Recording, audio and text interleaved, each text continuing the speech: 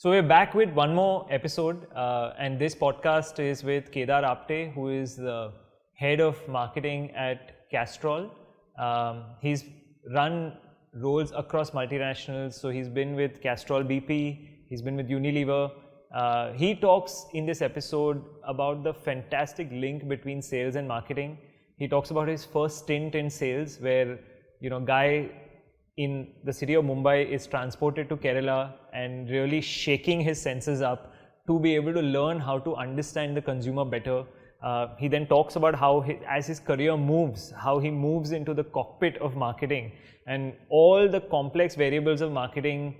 He explains them in so much simplicity, as well as it's a tale that is fantastic because there's so many takeouts. So many practical takeouts. He talks also, this fantastic part in the episode where he talks about what you can do in sales when a retailer is not necessarily buying your brand, and about the power of persistence. There's so many timeless lessons in this episode. I really hope you enjoy listening to this one. So Kedar, thanks so much for honoring us by being part of this conversation. And there are very few people that I've had the chance to speak to who have such a diverse experience in both sales and in marketing. And they always say that to be good with marketing, you need to be really great with marketing, you need to understand sales. I don't know if that's correct, but I've heard a lot of people saying that. But in your experience, having lived through both these worlds of sales and marketing, why do you think the great marketers are also the ones who do great sales? So first of all, it's my pleasure to be here, Harshil. Always great to meet you. Right now, what you said, I think is true. But I would not make it a generic rule, okay. Right? There are, exceptions to everything. But yes, I think, if you have experience in sales, it definitely helps you market better. Okay. Because see, what is marketing? Marketing is about understanding customers and managing the needs. Right. Right? And where you're in a sales role, you get an opportunity to meet customers and understand them better. Got it. So let me take my own example. I was born and brought up in Mumbai, educated in Mumbai. So I was not really ready to market to India. Correct. And my first sales manager stint was in Kerala, right? And very interesting experience, right? So if, you and I walk, okay? And if we're chatting, we'll probably miss a lot of things. Right. But, if I blindfold you and take you from point A to point B, you will listen, far more. That's what happened to me in Kerala. Yeah. Because I did not understand the language, I started observing people, right? I started reading the expressions. Right. And marketing is all about getting those emotions right. Wow. And, in my stint in Kerala, since I could not speak the language, I developed a good understanding of facial expressions, right? So gradually I started understanding what people said. Yeah. And in my 3 years of sales stint, I traveled so much in the state, in a lot of geographies. I got a lot of understanding of different customers, started reading their expressions. So when I came to marketing, it was much easier speaking to customers, understanding their emotions. And also in sales, when you're in the market, you normally go to the market every day, you meet a different retailer. A lot of learning happens by just observing how people buy. Right. And whenever I used to be in the market, I would just not talk to the retailer, but I would spend a lot of time observing people when they come to a shop. What do they ask? What is their interaction, right? In fact, not only the shoppers, but the shopkeeper or the shop boy, as they say, is a huge wealth of information because he's doing it day in and day out. So I used to interact a lot. And that's how I gained that knowledge of understanding customers. And when I moved to marketing, that stint in sales really helped me understand customers and their emotions much better. Such a great point you make about, actually you made two great points here. One great point for somebody at, I guess, any phase in their career, this idea of the blindfold that you speak about, or the jolting your senses. So there's actually 3-4 great points. One is this jolting your senses. The second is a guy from Mumbai not ready to market to India, and this power of observation that you speak about. Yeah. I want to focus a bit more on this power of observation. A lot of people say that it's, when you say observe the customer, Can you give some practical tips? Because a lot of us in marketing, we don't know necessarily how to observe the customer. So like some practical tips, like how, like where do you sit? What do you watch for? What is it when you talk about these facial expressions and signs and, really getting under the skin of the customer? How do you do that? How did you do that at that point? Yeah, sure. So first of all, first golden rule, never intercept a conversation that is happening between the retailer and the consumer, right? Take a step back. You can either, and HUL makes you do that. You actually sit inside a shop when you're new, right, and just almost act like a shop boy and observe consumers. But if you're not inside the shop, you step back, you stand at the side, observe consumers, and after they do the shopping, then say, okay, मैं कुछ बात कर सकता हूँ आपसे, आपने क्या लिया? Or after the consumer has left, you speak to the retailer and say, what did he or she come? What did she come and ask, right? What did she mention? Did she mention the name of the brand? Did she just say, I want a skin cream, right? So you try to understand that, and then sometimes you engage with some consumers, ask them more questions, and what they're saying is less important, right? In marketing, actually the emotions. So you need to be able to read the emotions, the passion, because sometimes when the consumers talk about something, their face lights up, right? And it's really a trick to ask the right questions. So for example, when I was in a consumer household visit in Tamil Nadu, I was trying to understand what hammam soap means to consumers, right? The question I asked a lady, a old lady, was, if hammam did not exist, what would you do, right? And she did not know an answer, right? She was thinking, and her grandson came and said she would stop bathing, right? And grandmother almost resonated with it. So you need to ask the right questions. Just don't ask the obvious, and just don't take every word for a given. Say why, and then also observe the expressions. When you see that smile on the face, when you see the consumer's eyes lit up, I think that's when the sort of insight happens. Right. And it's a great point that you speak about not intercepting or not rubbing your own personality onto the consumer. And I think one thing I always admired about you is how you have a slightly more kind of hands-off, or slightly more like, you can go to the bird's eye pretty quickly. And so what is it that when you're speaking to consumers also, what is the demeanor you bring? Because it's easy to say, ask the why, but like some people, they just want to rub on, like their own personality, they want to put in their own instances. So what are some of the things you got to be careful about when you're doing that? Yeah. So first of all, when you go and meet a consumer, right? Sometimes marketers do a lot of consumer household visits. It's important not to be seen as an authority or a hotshot marketeer, but almost as a friend or someone they can relate to. So I always start my conversations with a normal conversation to make that person feel comfortable. And suppose I was in household care once, right? So the idea was to understand the kitchen cleaning habits. Right. And you start with a general conversation with the housewife, and then come to dishes, right? And so do you think it's a chore? Who does it? Do you like doing it? How do you do it? And I often would say, okay, can we go to the kitchen? Right? And that's when she would be comfortable. You observe the kitchen sink, you observe the tiles, you observe what she is using, and so on. Got it. So idea is to first make that customer comfortable, and then almost somehow try to get into the territory where you can actually observe that consumer behavior in action. Because actually looking at that kitchen or going to a bathroom when you are looking at a cleaner, right? That actually is more insightful, just rather than a drawing room conversation, which can be very generic. Yeah, I mean that's a great point actually, because not too many people who do field research, they go to the area where the action of the product is happening, and I think that's a super point. So and I think the other point that you're making about is also observe that area of the action, because how is the sink laid out? Are there lots of dishes kept? Are there not? I mean, there would be so many permutations, combinations that then affect. Now, if you look at that, that whole bit of the observation there, Does that affect sales in any way? Like the sales process, what you do as a sales manager do you do also a lot of insight work when you're doing the sales process? Yeah.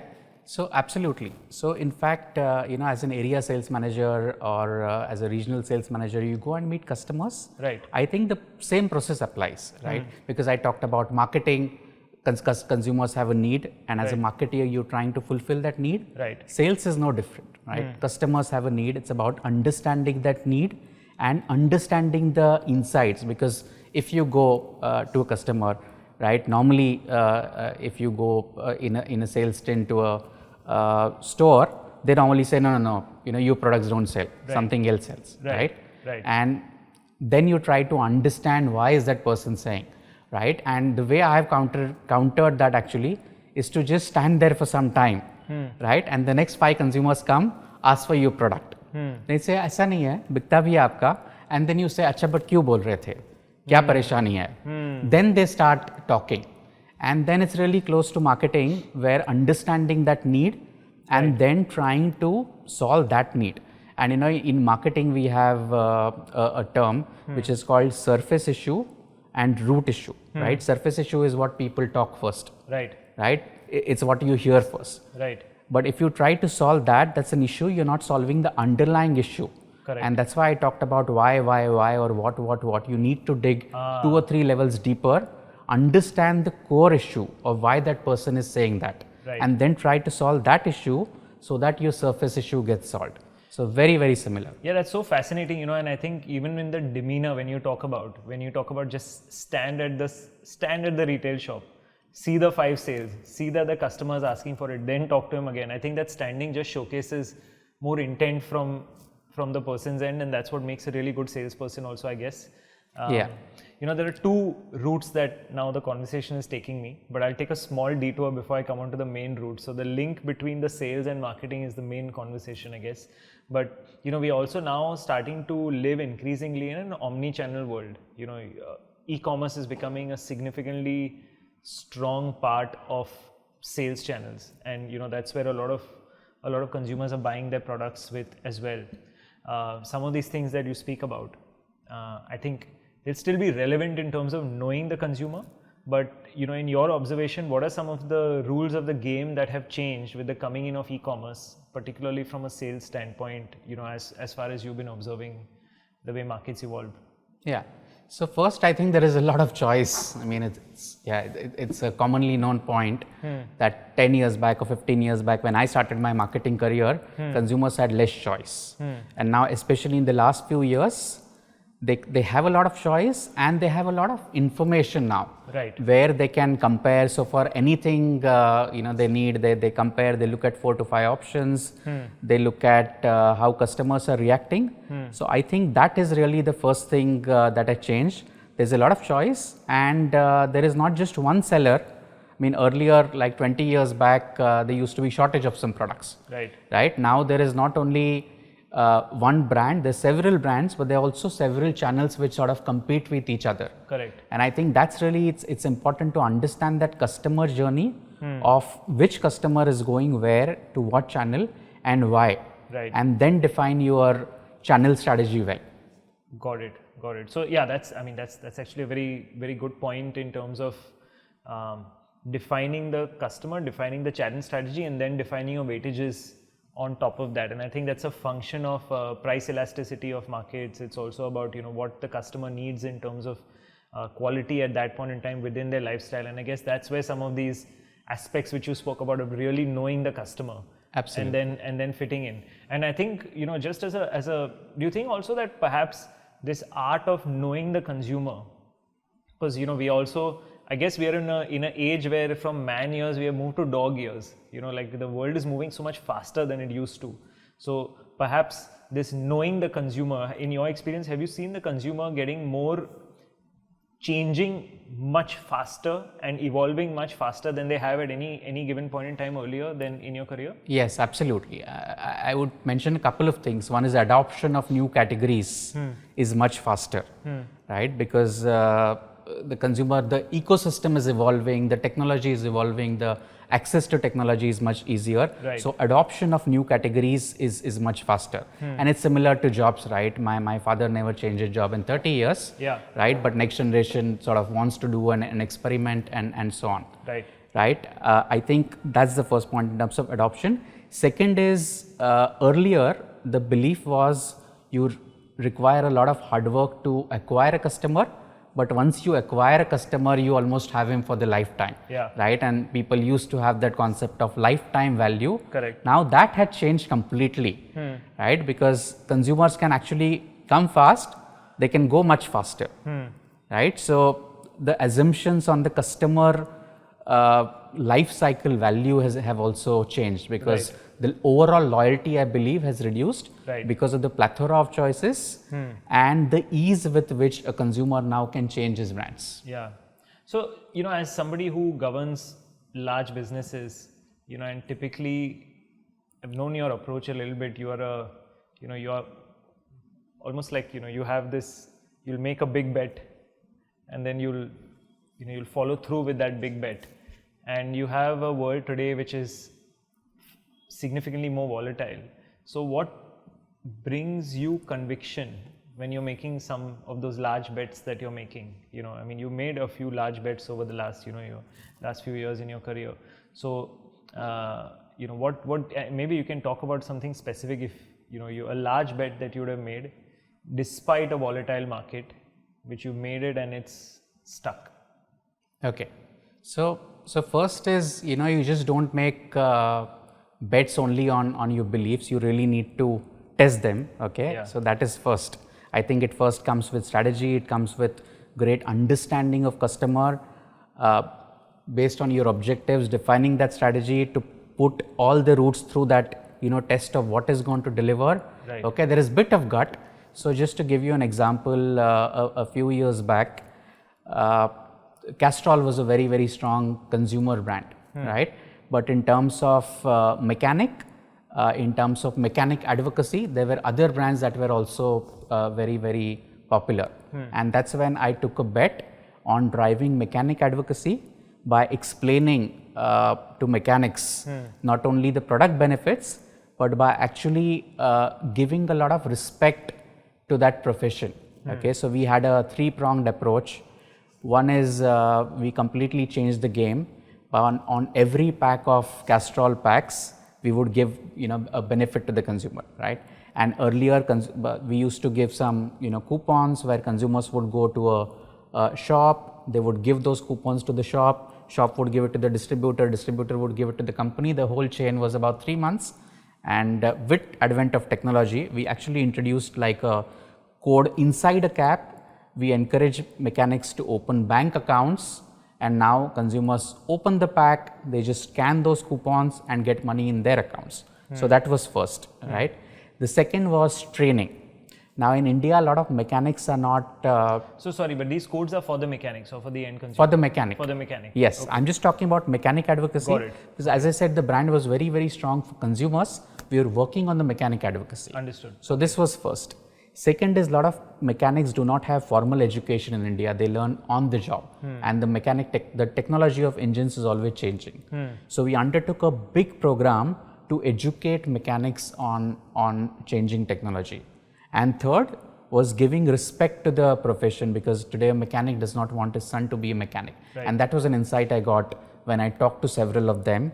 And to give that profession, we actually did a platform called Super Mechanic, which is about recognizing the best mechanics. And this became almost like a reality show where best mechanics in India were recognized. Right. So this was a big bet that I took, and we persisted with it, and we got great results, right? And the testimony to that is, when I was in the market, several mechanics told me how their lives have been touched. So someone talked about how he's been able to marry off his daughter, using what we did, or how his family or relatives now look at him, how he's become an expert in his community of mechanics. Got it. So one thing that is ringing to me, and please correct me if I'm wrong, is ringing to me that even in a volatile world, you kind of, you you remove, you dissect, and then you arrive at saying that, okay, there is actually a common factor across this entire volatile market. In this case, the common factor is my mechanic advocacy, which is common across all these volatile factors. But if I focus on this will drive my business in a big way. So it's really it's a game of patience and observation while at the same time you're performing on your, business as usual. Absolutely. So, coming back now to the link between sales and marketing, you said that you made an interesting point about the sales bit gets you to know the consumer. And again, in this spirit of the big bets of the conversation where we are going, at a sales level, you're often trying to convince that retailer to stock your product more and move your product more. And at the marketing level, if I understand correctly, what you're doing effectively is that you are amplifying that across tens of thousands of millions of consumers to say, go and buy and ask for this product more.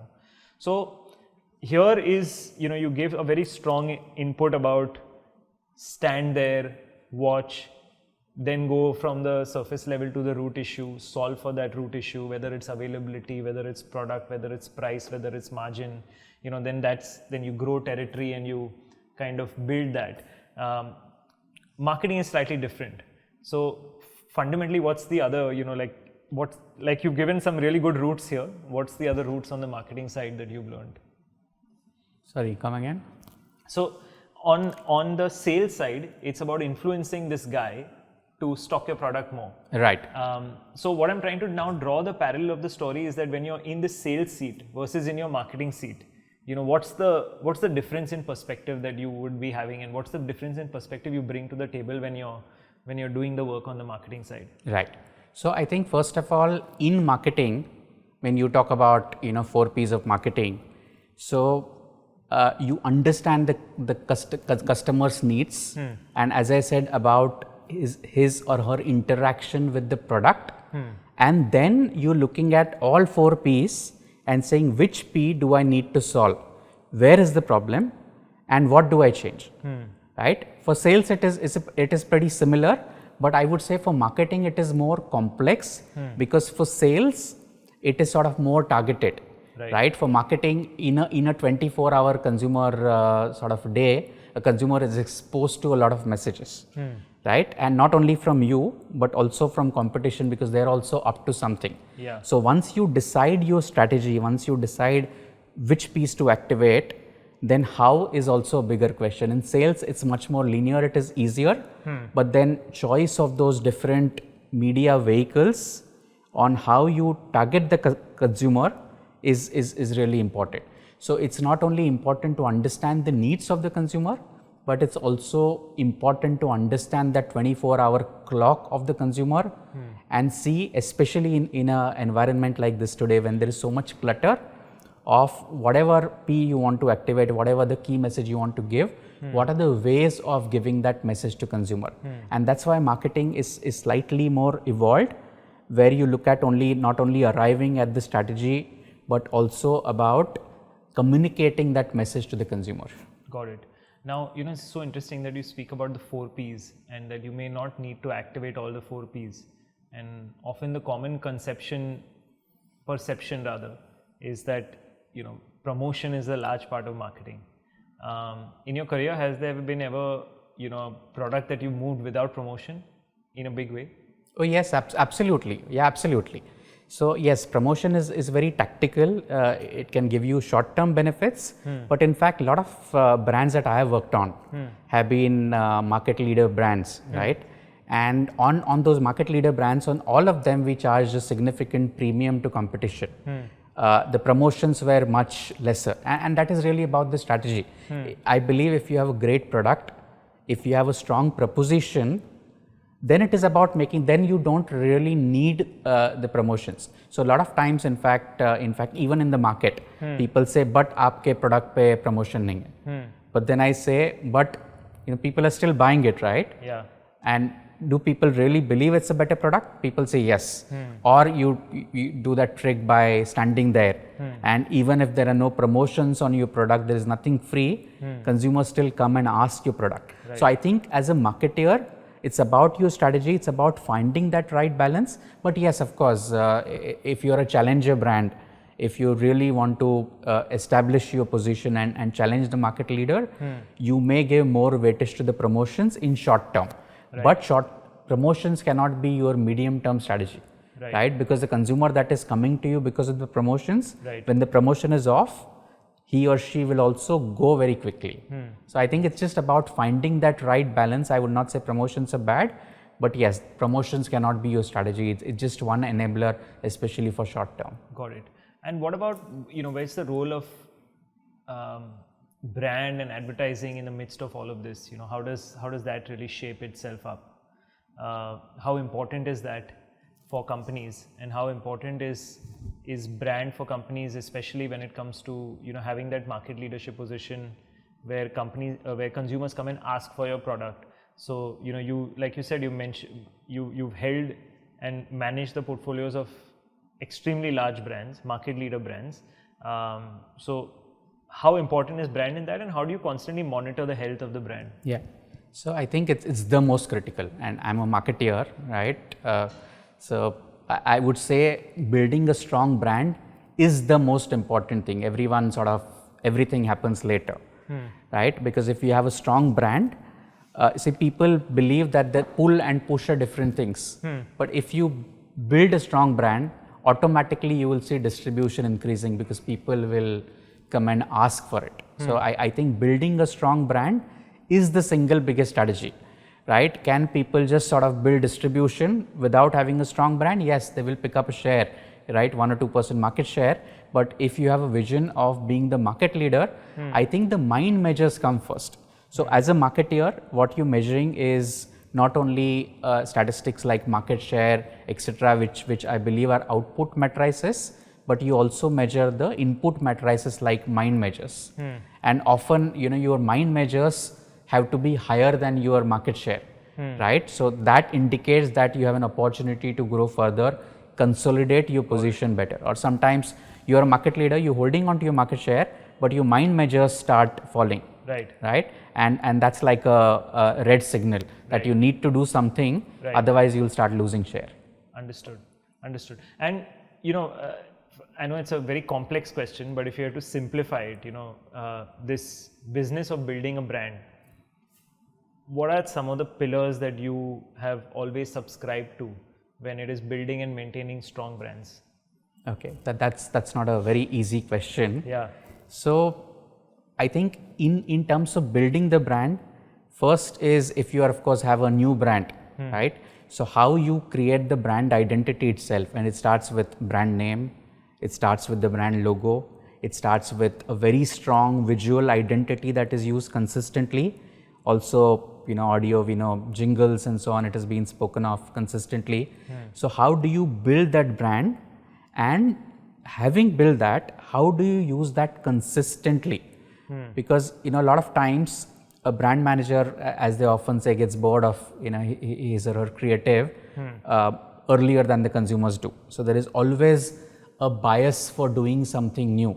Right. But I would say people need to guard against that bias. So first of all, you don't need to change creatives, or you cannot change the soul of the brand very, very often. There has to be that consistency, and in every communication, so let it be TV or digital, point of sale and so on, there needs to be that consistency in the brand messaging. And often the one test for that is you mentioned brand, and you say brand and ask the consumers what comes to your mind. And if people start saying consistent things, people start using the same words, that's really the test that you're building a brand that stands for something. Understood. Okay. Yeah, that's a good simple way to answer a complex question. And when coming to brands, I think in the world of building brands, you are very heavily awarded marketeer. Across your career, there's been pieces of work, and I think your most famous work is the Trakasna, most awarded piece of work. So I have two questions here. One is, maybe you can talk us a bit through that work, and where the genesis of that came from, and how you bringing together your insight of watching customer, and then this this wisdom of building brand and how that comes together to create a winning, program in that sense. So that's one. And second is, how do you manage your teams to be able to do that?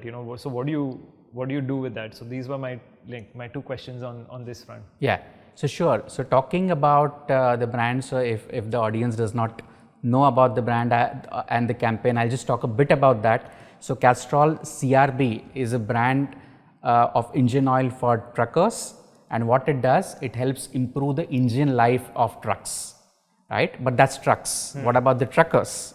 And in India, a lot of truckers actually spend a lot of time in their trucks. So when me and my team went around and spoke to a lot of truckers, often we saw them having issues, right, of back pain, neck pain, right, and you understand when you talk to them, a lot of them sleep in their trucks, right, and their health really suffers. So we said, okay, the brand is known for helping trucks, how about helping the truckers? And that's why, in association with a reputed yoga institute, we actually made special yogasans for truckers, right? And you'll say, okay, yogasans for truckers, so when are they going to do it? So you have to make it really simple. We did something that can be integrated very easily in their daily lives. So when they take a break or, just next to the truck and so on. And then we started communicating that to truckers through different campaigns. And again, we're consistent. We did TV, we did a lot of events to actually educate them. We put some of them on the pack itself. And then consumers started understanding the benefit of that. And we felt very, very proud about making difference not only to the trucks, but to truckers as well, right? And awards, I believe, is really an outcome of good work that you do for the consumers.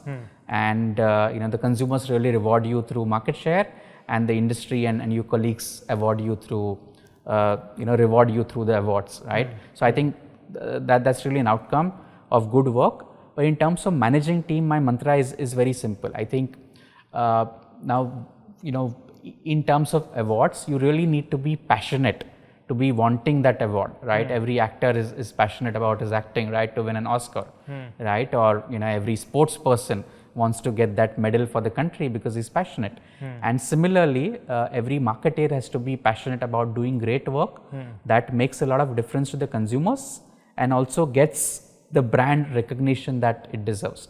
And my mantra is really get the right people who are passionate about their work, show a vision, look at some big ideas, right, and then leave it to them. And I've been very fortunate to have recruited the right people who are very passionate and very capable. And once I understand they're passionate, and once we decide the big idea, often they've really run with it and did very, very well.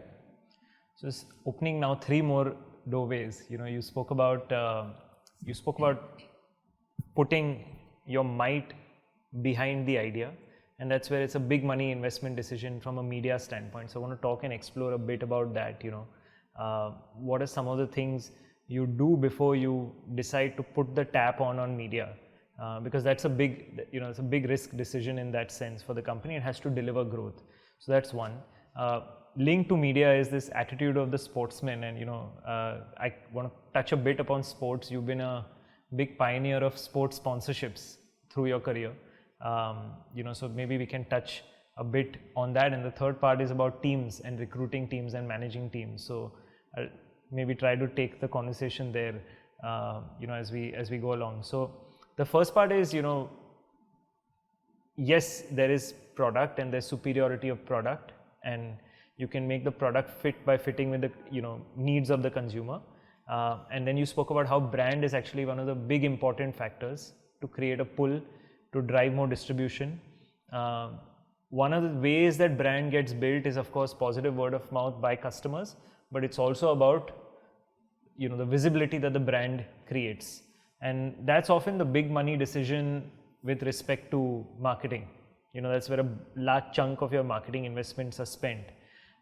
You've also spoken about consistency of messaging and really resonating with the consumer. What else do you let's say you're about to spend 50 crore or 70 crore or 100 crore behind a campaign, and you have to just sign off on that kind of that I'm going to spend this much money. What are the other checks that you make before signing that off? So first is, of course, have a good media agency in place, and they do present a lot of KPIs. But I think the first and most important thing is understanding the media habits of the consumers. And it's only when you go out there, talk to consumers, and often when I talk to consumers, I always try to understand their media habits, right? And say, okay, क्या करते हैं? TV देखते हैं कभी? TV पे क्या देखते हैं? क्या पसंद है? Right? Movie देखी किसकी movie देखते हैं? News सुनते हैं कौन सा news सुनते हैं? Right? You always keep on doing that. So when the media agency presents, and of course they do a presentation that's really based on facts, but it really validates a lot of things that you know already.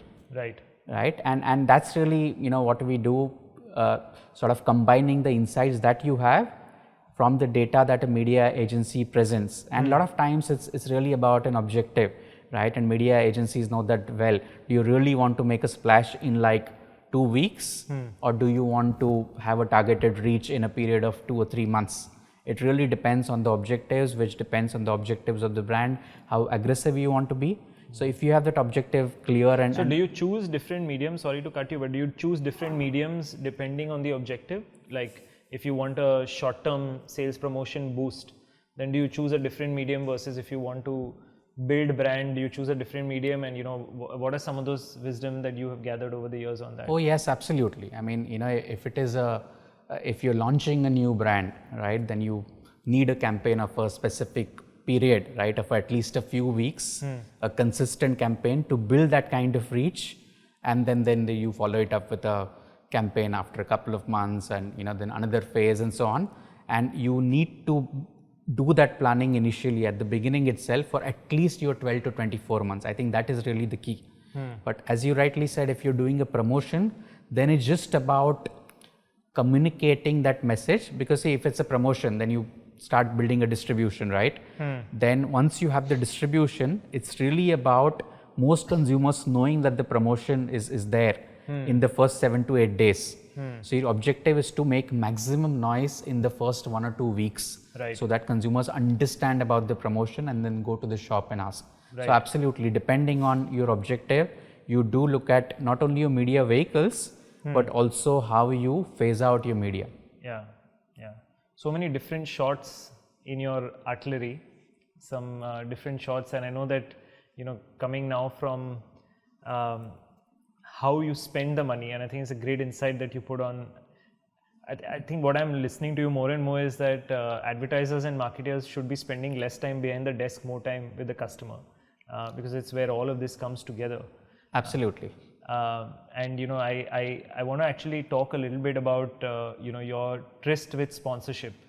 You've been one who's advocated a lot, then tempered it a little bit, so and then there's of course through that I also want to talk to you about a little bit about your lessons from some of the greats that you had a chance to interact with. But yeah, so when it comes to sponsorship, I know with Castrol you did a lot of World Cup cricket sponsorship. What are some of the advantages and disadvantages of doing sponsorship as a means to grow the brand? Okay, so maybe I'll mention a couple of points that you will find interesting. One is, I think, first is, of course, if you pick up a sport like cricket, it just gives you massive reach, right? So when Castrol associated with a cricket event, it just gave like massive reach. But what people normally miss is it's not only the benefit for consumers, but the benefit for customers, because customers find it very, very exciting. And to just give you an example, Castrol also used to be associated with motorcycle racing. Right. Now you tell mechanics Castrol is the best product, and it's developed in laboratories and so on.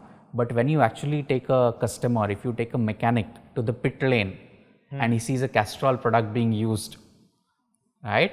That really sort of the belief that he has in your product is unparalleled. Right. So my big lessons from sponsorship is do not use it only for consumers, but look at how to leverage that sponsorship across the organization. So from consumer to customer to, in fact, it can even energize the whole organization if you use it well. Not only as a marketing tool, but it's also a great tool for internal communication. Right. Yeah. I mean, actually, hearing you speak, I think you're the kind of marketeer that there's a few points that you've reiterated. There's this singularity of messaging, consistency, this closeness to the consumer, and linking the consistency to that, playing the media bet also that way, so that you're able to build brand salience very quickly. And then you speak about the difference between interest metrics on your brand versus the sale, and how that is always interesting. That's a good balance to always watch. And it seems to me, as I'm listening to you, that you are kind of like cut out always for the really large organization, because you kind of have your, almost like I'm able to visualize like a cockpit. You're sitting on top of the cockpit and you are driving the ship that way. So for somebody like you, when you have to look at it that way, how do you maintain your balance, or how do you individually, how do you make sure that you're always in the zone? Because this is a difficult job. You got to deliver always. So what are some of the things that you do to do that? Okay. So first, I will talk about work-life balance, because that concept is, I don't sort of believe in that concept, because work is an integral part of my life, right? And I work because I'm hugely passionate. So I do not believe that work and life can be different, right? It's sort of one integrated thing in terms of what I believe. But first, I'll talk about what I do in terms of sort of keeping myself focused. Okay. At least in the morning, these days, in fact, I've been consistently going out for a walk, and it's a nice 60 to 70 minutes, nice walk. And it's an amazing me time. And again, while it's me time, it's not that I don't think about work, right? In that time, I often actually get to plan the day, right? A lot of times I get ideas as well when I take that walk. So I think that has become very, very integral, that planning of the day.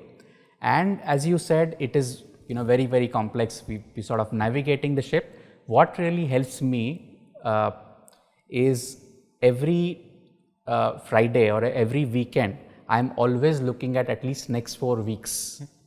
Okay, and people don't do that enough.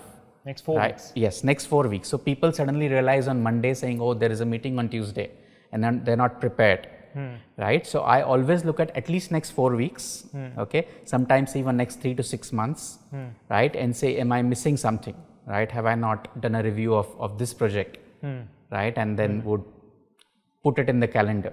So it's not just about living every day and planning every day, which I do, but it's really looking ahead and at least planning for next 4 weeks. Got it. And I'm just throwing this in because I don't know where it needs to come in. It's not going with the flow, but I'm just throwing in, like you've had a lot of close interaction with some of the greats, Sachin, Saurav, your close friendship with Harsha Bhogle, as you are doing this stuff, like, is there some stuff that you picked up in your interactions with them in terms of how, how they do it and how you used it in your own career? Yeah, well, yes, I've been very lucky enough, to meet a lot of sports people, and I think the most I've learned from is Harsha, right? Because whenever he speaks, right, you can just in fact, take a diary and keep on noting, right? And the list is endless. Recently, I had the pleasure of meeting Glenn McGrath, right? And again, what I learned from him is so humble. And what he was saying is, in fact, his wife does not understand the game, and he's so comfortable with it, right? I mean, if I was so famous, I would expect my wife to not only know, but acknowledge it, right? Yeah. And the fact that he was so comfortable with his close ones, not, sort of acknowledging that effort and sort of celebrity status almost, I think is amazing. That was a big learning. Yeah. And, just now dialing to teams and, how you groom, manage, recruit teams.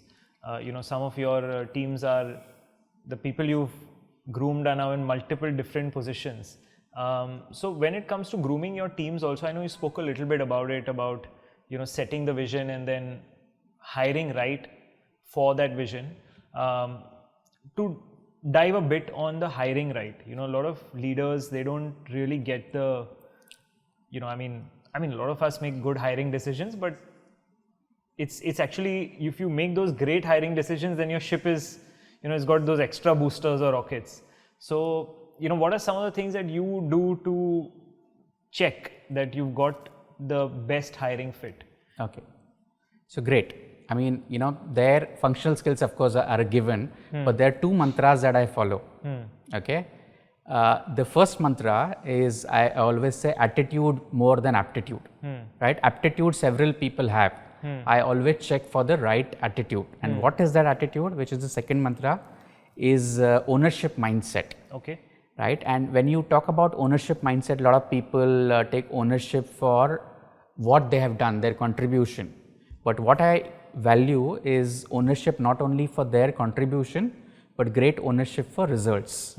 Right? And when I recruit, I always look at these two things. One is attitude more than aptitude, and second is ownership of results, not only the input, but output. And I think, that has worked very well. I have done recruitment errors, but I have also had a lot of success in recruiting the right people. Right. And once you got those recruits in, there's a process of nurturing recruits, almost like how you nurture the market, you're nurturing your team also. So, if you, firstly, I think there's this, whole change in corporate India where, you touched upon it briefly, your dad in a job for 30 years versus the job cycles have become shorter and shorter. So you don't, you're not even working with a 5-year plan in a lot of cases. So somebody who's managing talent with a short horizon, what would be your advice to them, in terms of grooming teams and making the most of it? Okay. So a few things again. So first is, when I hire people, I always believe in getting to know them well. Right? So my relationship is often not very transactional, but I always like to, know them as people. I think that is the first step. Second is, the lines of communication have to be open, right? If they have an issue or if they want to discuss something, they have to be comfortable enough to talk to you. I think that's second. And third is, have honest conversations. Honest conversations not only about their work, but about what they need to develop. And first, really, acknowledgement that everyone has an area of development wherever they are. Having a strong plan, really supporting that plan, and really an honest conversation that, where do you see yourself and what you need to do, and to give them that confidence that, yes, that only awareness is not enough, but how do you help him or her to develop that, and really, give your complete support for their development. I think those are some of the important things for development of people. Got it. And, also, while you've been working with Indian talent, you've also been in companies, large multinationals, with BP and with Unilever, where you've also worked with a lot of international talent. So whether it's international counterparts or international bosses, what are some of those things that you picked up while working across cultures and boundaries? Because we have now India today, which is going to be largely more globalized as a workforce. Right. So I guess for the people listening, they may have some things that they can pick up from somebody who's already seen working with a lot of international talent. Yeah, no, that's a great question, and people sort of often make stereotypes, right? So when I started interacting with people from different countries, I was also sort of told about those stereotypes, saying, if you're talking to Asian people, they're like very family oriented. If you talk to Westerners, they're very individualistic. So don't bring up the family and so on. And what I realized is, human beings are all, similar. I think it's really about understanding every individual and how he or she is, and then really, adapting your style. So I met people, who are Westerners, but very, very family oriented. And sometimes, in a half an hour conversation, we always talk about families for first 5 to 7 minutes, right? And the reverse has also been true, where I talk to Asians who've been very, very sort of, individualistic. But idea is to, sort of get to know that person better. And human beings are all very, very similar in my view. So again, my emphasis is don't be transactional, because in fact, you talked about dealing with people from different nationalities. Now, in a lot of MNCs, you have metric structures, right? So someone is sitting in global, you work on the Indian market, right? And you are also kind of accountable and need to be consistent with the global strategy. right? So what I do is always involve everyone from the beginning, right? And no matter if they are, Americans or Europeans or Asians, I think first of all, everyone likes to be involved. Everyone likes to be a part of it, success and failure, and that is what sort of makes the ownership shared. So I think those are some of the mantras that I do. And when you deal with people, especially with global teams, the mistake that people do is to do almost a common minimum program. Say, okay, what do they want? What do I want? Where can we meet? But that's not great thing to do. Got it. I think what you need to understand is, okay, what is global trying to do? So what is the global strategy? What is the global brand? But you are the custodian of the local market and local insights. And understanding that, how do you make a strategy that is consistent with the global strategy? Right. If it is not, how do you involve them from the beginning and so that they agree to the tweaks?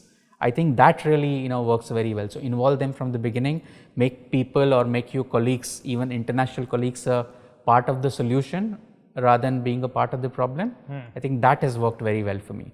Amazing. Okay, so I think I've come, it's been a pleasure talking to you for the last 45 minutes. I think it's, I have a lot of questions, but maybe we'll put this out and then maybe we can hopefully get you back for a round 2 if a lot of people are asking for different things. But I think there's so many things that you've touched upon in this. So thank you for sharing so many different insights. I think there's a few things I will not forget, and I know different people watching the episode will have different things to take out. But the thing you spoke about at the sales end, stand there, watch, ask 5 times, then go from the surface level issue to the deep issue. I think that's such a great example of human psychology in no matter what you're doing. This idea of consistency that you talk about, and the Trakasan example that you gave about consistency, because brand being consistent to protecting, so brand protecting in another way. Right. The person who uses the brand, this whole idea of how the awards come together, and the awards is actually just a validation of consistency with a good strategy done right, linked to the consumer. When you speak about the consumer, you're talking about going to the area of the action. I think that's another huge takeout. So thank you so much for, I think you shared, I know you shared a lot other stuff also about, about grooming teams, about building teams, and there's just so much wealth in this. So I've had the chance to know you for a few years. So for me, it's a lot of what you're saying is coming back, and I hope that the people who watch it will really, because there's a lot of depth inside each of the points. So thank you so much for bearing all of that and sharing all of that. And thank you so much. Thank you so much. My pleasure, Harshil. Thank you.